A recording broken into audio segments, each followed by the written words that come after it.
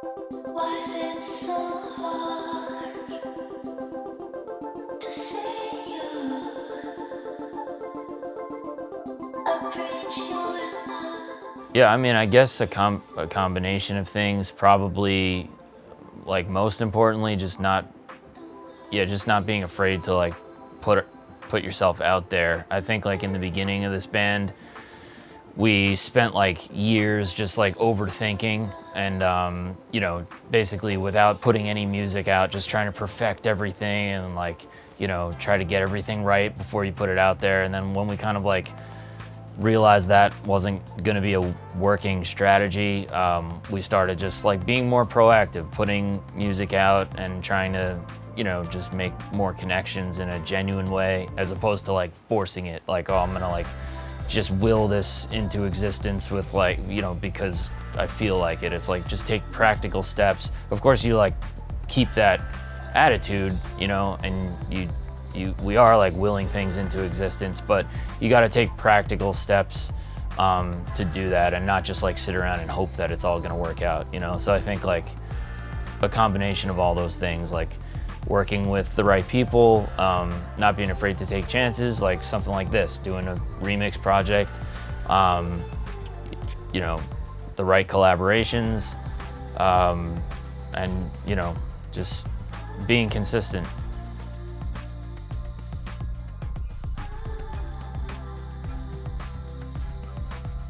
Oh, there's one coming out tomorrow that was really fun to shoot. Shot with good old James Morano. What do we say about it? I don't know. Do we spoil what's happening with that? What song is it? Yeah, by the time this is out, it'll be out for the song Bound to Be Together. I would put, Bound to Be Together, which is the remix of We're Bound to Be Together. It's a new video we just shot.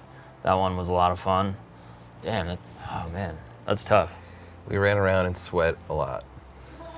The Pet Cemetery video was memorable too, because of the famous, we brought a smoke machine into a cemetery and evaded the police.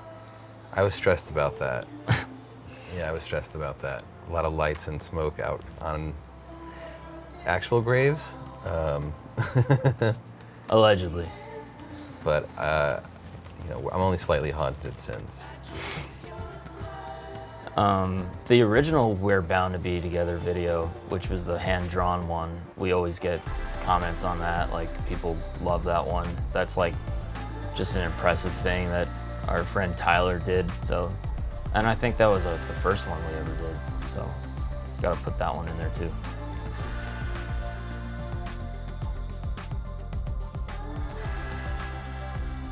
Yeah, the horn section. Yeah, that's come more into play in a lot of the new Gambler stuff since Small World.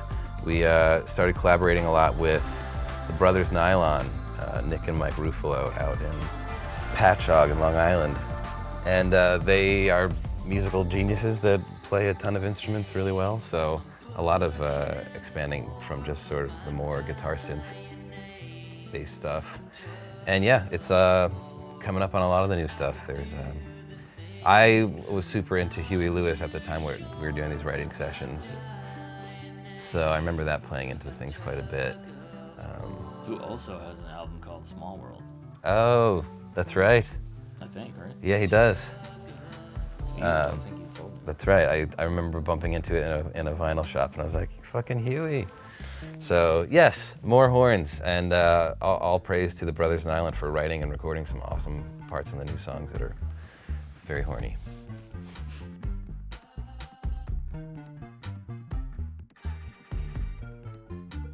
I think it's because Mike told us to do it. I think that's the answer. Is that correct? No, I think when we were going through the stems, these were like the ones that inspired us the most. And the vocals are really the best vocals that had like Mike more isolated, because we really just wanted to work with Mike. So I think that's kind of led the way. I don't think I was there for that part of the process. Yeah, some of it. Because you brought me in later in. Yeah. Pretty early. Yeah. Like, I think it was We like... were like 3 songs in, I think. Oh, okay. Yeah, because We you went guys have pretty back, much we already didn't, done like, one of finish them. you know? Yeah. I think we did the last one, which ended up being the one with Skyzoo, Predestined. We had done that with one of the brothers Nylon was here. But then I think you came in right after that. We only had like one session before you started Okay. coming. But we had It was only the second session. Okay. we had a few where we seemed just like listened through, you know, because there was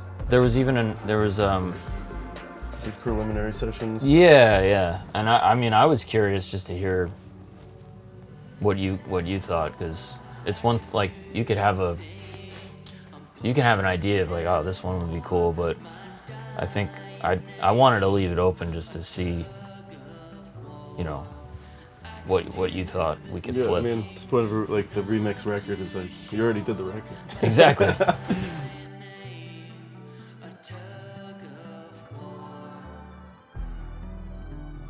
That's interesting. Yeah. What do you think would be? Which one do you think would be most ripe for that? Maybe if we play like a festival or something and Mick Jenkins is there, we could do another dose. That would be cool. We'd have to figure out how. I don't know. Or we could have our friend Nova One play. That would be cool. I mean, some of the newer stuff that we're working on outside of this EP is also pretty electronic. So we'll Yeah. probably have to, That's true. Integrate some of that into the live sound. yeah, but Well, we could always hologram in a feature. true. We know that works. Gorillaz style, yeah. Gorillaz did that when they did like the release shows for their last album, which was like during COVID, and they had like Elton John like green screened in. So We should get Elton John on one of these. We Yes. fucked up. Yeah, hologram Elton John. That was what was missing. I knew there was something. You think they got him in the green suit?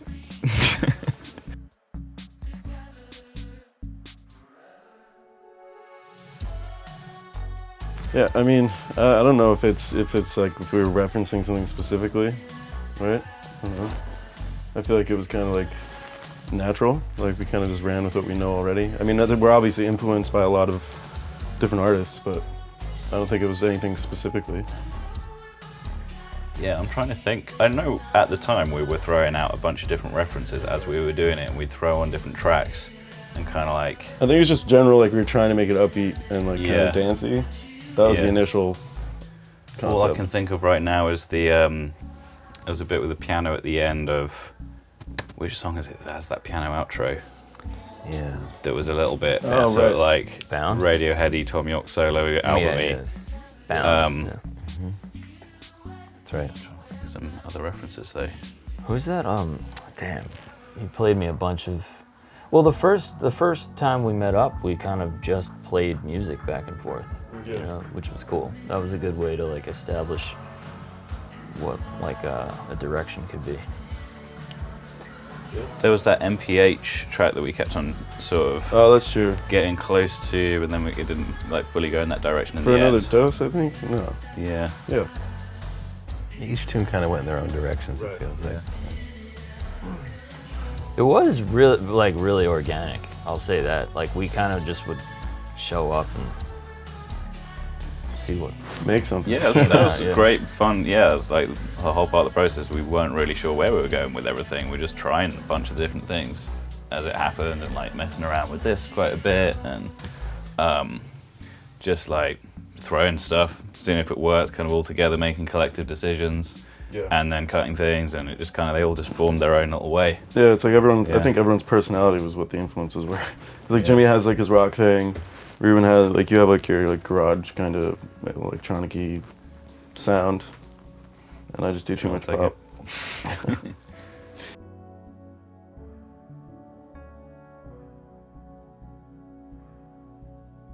Yeah, so we got this one a lot. Yeah, I haven't. I've only been familiar with Mick Jenkins like fairly recently, like maybe the last year or two.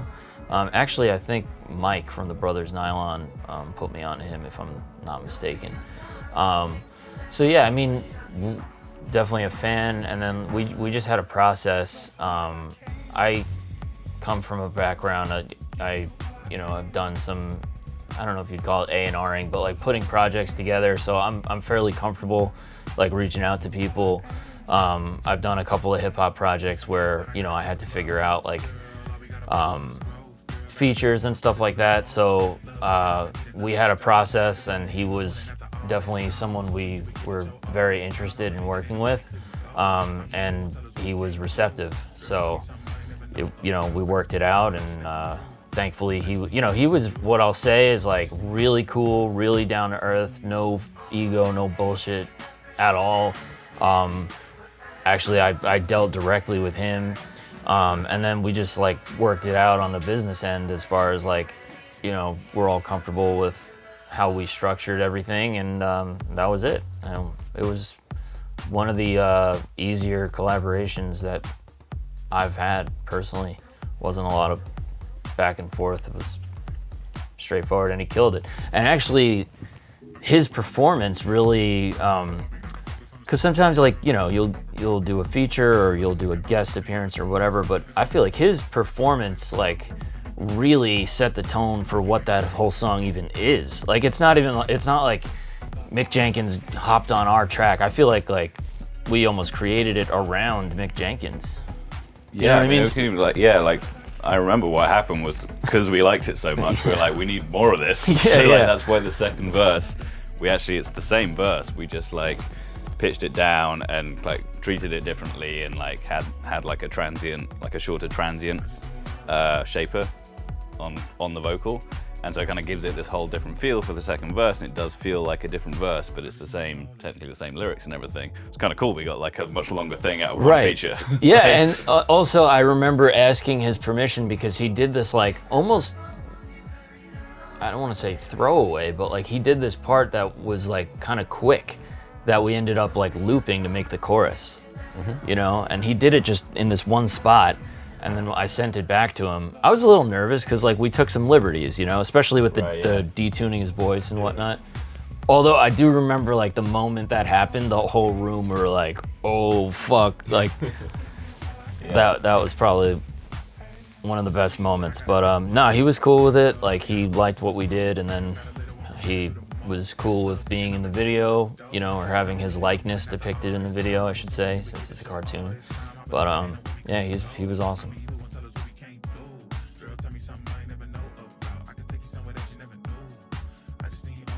What's that fun pocket keyboard? Oh, pocket piano. We used a bunch of that. There's that cool reverb that you had at the time, running guitars through and stuff. Yeah. Because it was like a... It's a PV valve verb. Kind of thing. That came into play big, yeah. And Jimmy's guitar. And pile of pedals. Space machine. Yeah, pile of pedals. Go watch the Tunes of the Tunes series.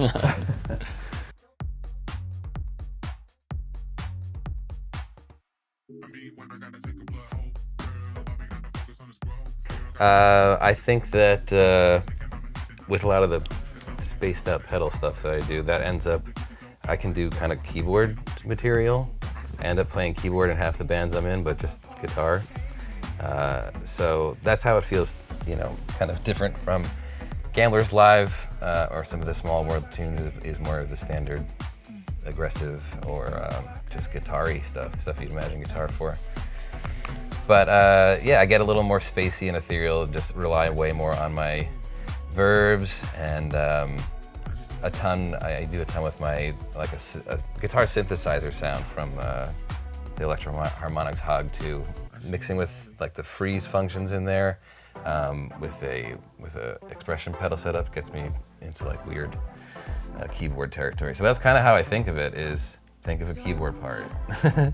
So during these remix sessions where it's kind of a collage that's happening all together, like kind of just sitting around throwing out ideas like, this part feels like it needs, I don't know, something spacey or something dark here, and then we'll just kind of cycle through some options until something really clicks and we all kind of perk up and like, oh, okay, this feels like something.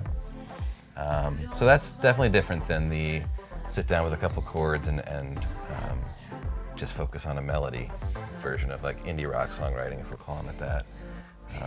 To me, that's very much driven by the melody and the energy. And this, When We Exit, which is more dancey, it's just, yeah, getting spacier with it, not being a guitar, being like a sound or a fucking weird whale.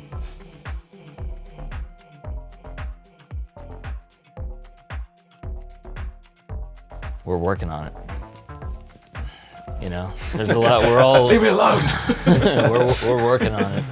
It's there's a lot that goes into that, you know, especially as you get older and have more responsibilities, and there's other people involved. And you know, I think back in the day, you know, when you're like a teenager or early 20s or what have you, you know, you just jump in the van and that sort of thing, which is awesome, and I'm really thankful that I got a lot of that out of my system. But yeah, I mean, that's definitely something that we're taking a look at, and you know, we're having those conversations. So you'll know when we know, we'll let you know. But yeah, we want to definitely come over there, and wherever there may be. Come over here, come over there. Yeah, we'll be there. You're not my mum. You can't tell me what to do. Get there when I get there.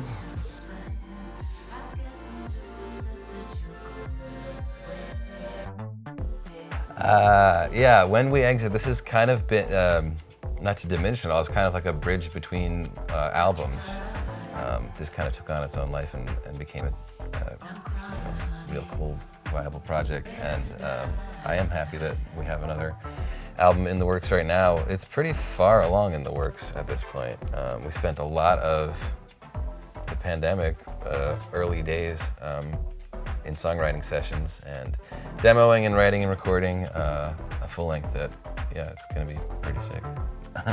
I think next year for sure. Safe to say. And yeah, maybe start bringing some of those out to live shows. So new Gamblers music after the new Gamblers music. Yeah, exactly.